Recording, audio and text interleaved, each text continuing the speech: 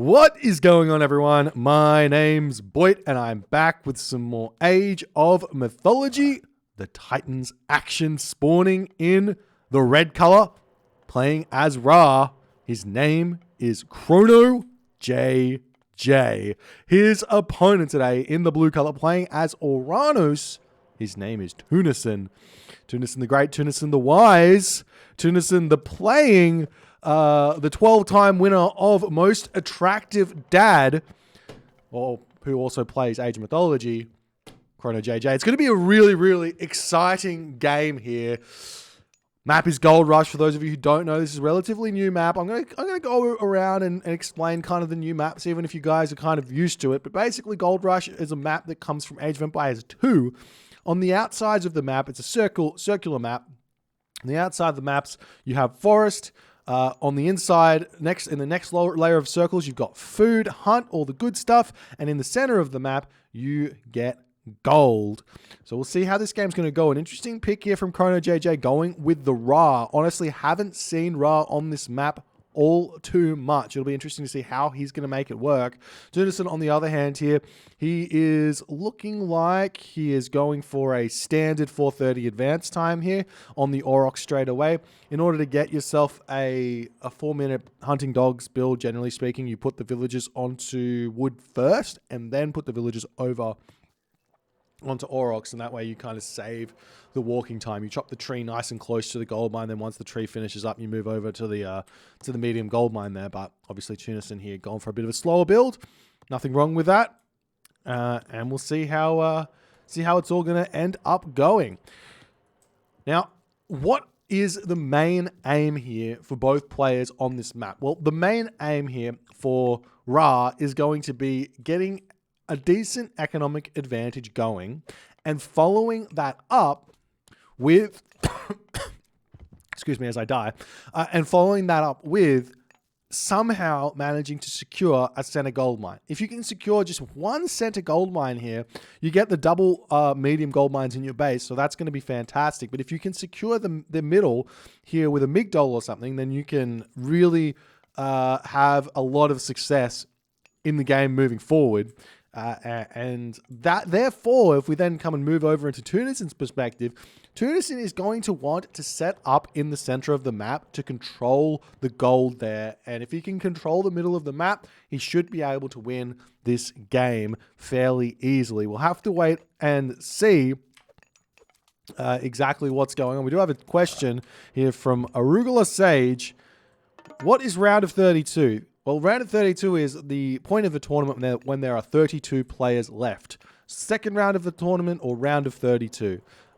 This qualifying bracket finishes at the round of 8. We don't have a round of 8 because that is the top 8 players. We don't need to continue. We start the group stages of the Champions League tournament and Challengers League tournament, respectively, at that point. So we'll see how things are going to go. We do see Dark coming through here for ChronoJJ. A little bit surprised. This is definitely a map where you can definitely go Bast, and we know that ChronoJJ loves his Bast here, but he is deciding Tar here, and he is looking like, how many villages on gold? He's got himself 8 villages on gold. This, technically speaking, looks to me like a fast second town center. So we'll have to wait and see how it's going to go. We do see that Chrono is jumping onto the pine tree over here. He's got a couple of these wood lines here close to his town center with a total of 150, 300, 450 wood here. If you do the quick math for how much wood you actually need, you need 100 for husbandry, you need 120 for pickaxe, you need 50 for plow, and you need 150 for shadoof. So it basically ends up being that if you chop all these trees down, you probably don't need to build yourself a lumber camp. But Chrono's moving up to this town center in position already to drop the town center. Very, very clean here from Chrono. That's a nice advance time here and a nice town center drop. We'll see if he's going to be able to get it up with just the 5 villages or not. As Tunison here, he's just about to hit the second age as well. And it looks like the Oracles are not going to be looking to do all too much shenanigans here at this point. We see a military barracks getting dropped. We see a counter barracks getting dropped. The Promethean offspring going to be starting to move across the map here, looking for some sort of a raid, as the town center is just about to finish up here for ChronoJJ. Now, while Chrono's got a really, really nice amount of hunt over here, this isn't necessarily the hunt that he wants.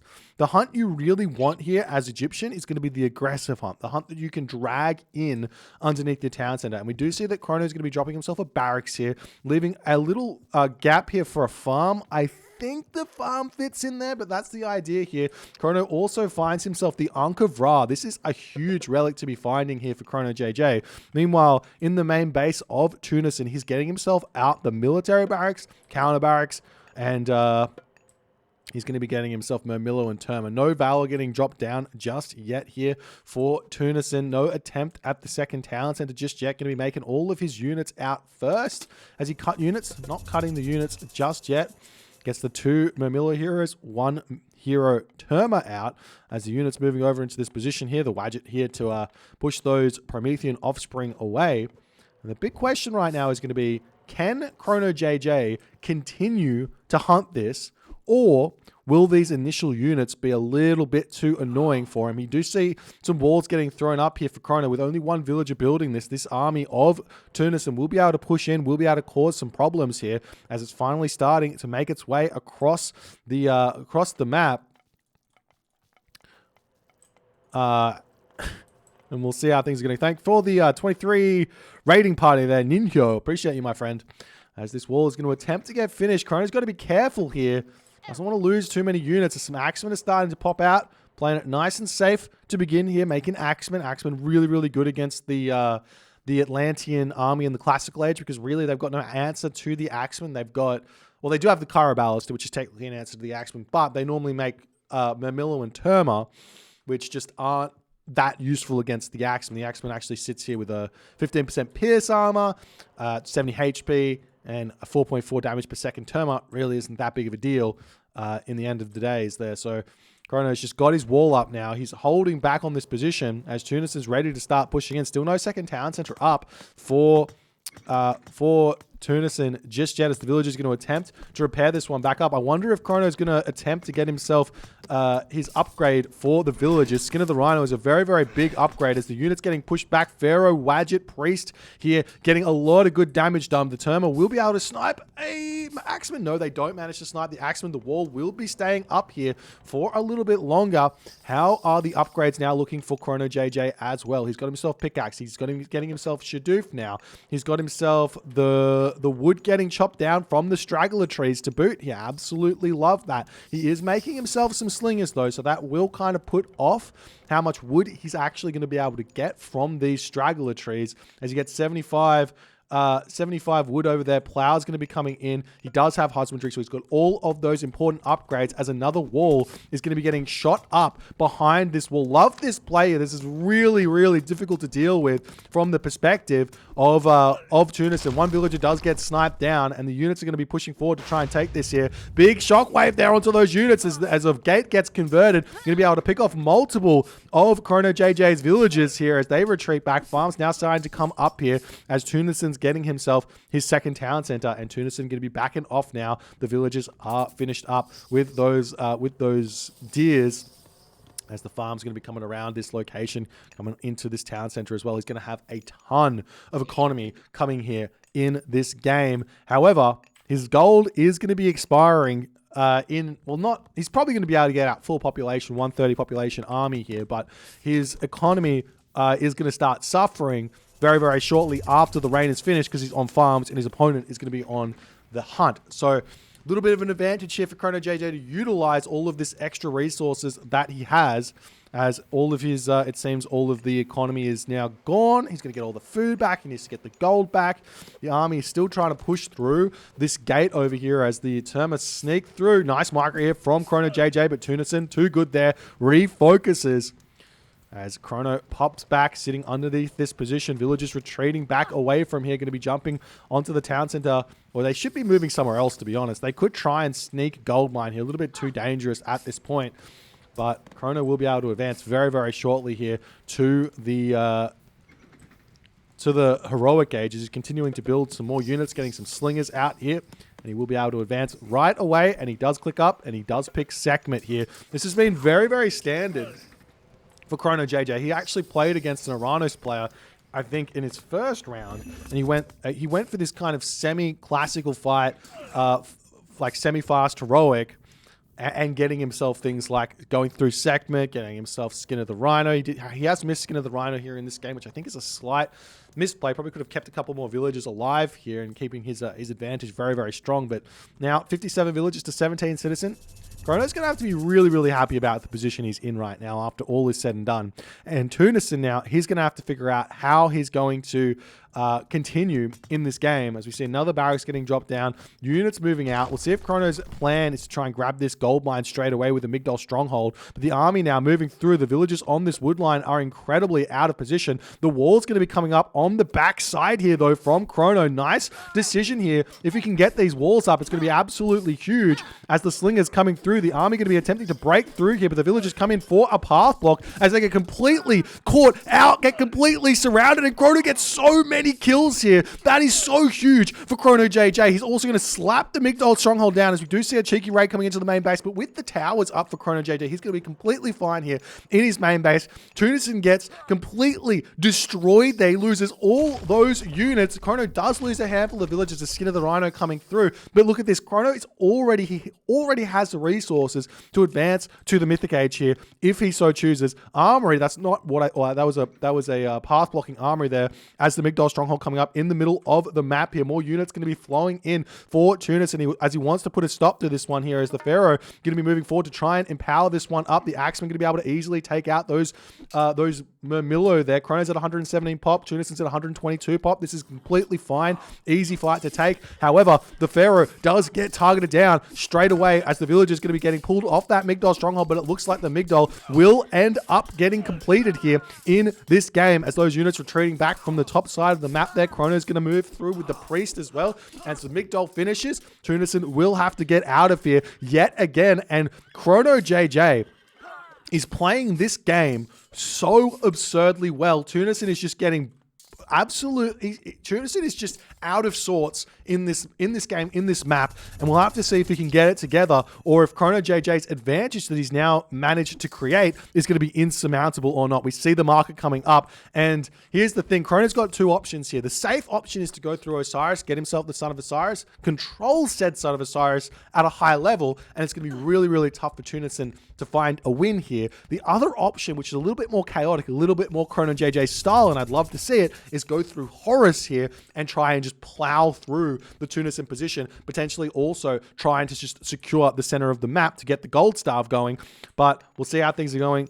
ChronoJJ has queued up a whole bunch of units in his Migdol stronghold, so you might want to cut those and then try and advance here, as he's getting himself some upgrades for his units as well. Copper Mail, Medium, Axeman coming in. A second Migdol coming up on this position. I absolutely love that, as the villagers do get caught out of position here, trying to sneak that town center up. Can't be doing those things, as the Scarab going to be moving forward. The Scarab actually doesn't get bonus damage against a building foundation. It's a really weird mechanic where you see it gets 400% bonus versus buildings, but with 6 damage, 12 crush damage, it just doesn't do all too much damage there, as we do see the heroic age is in for Tunison at this point. Meanwhile, raids coming through for ChronoJJ, trying to keep on top of things. The town center getting left alone here, as the Scarab is going to be breaking through this position as well. Heavy infantry coming through immediately for Tunison, as this secondary Migdol is up. One military building going down. A second one over here will be falling as well. We do see the Stymphalian bird going to be coming in here. It's a very, very strong unit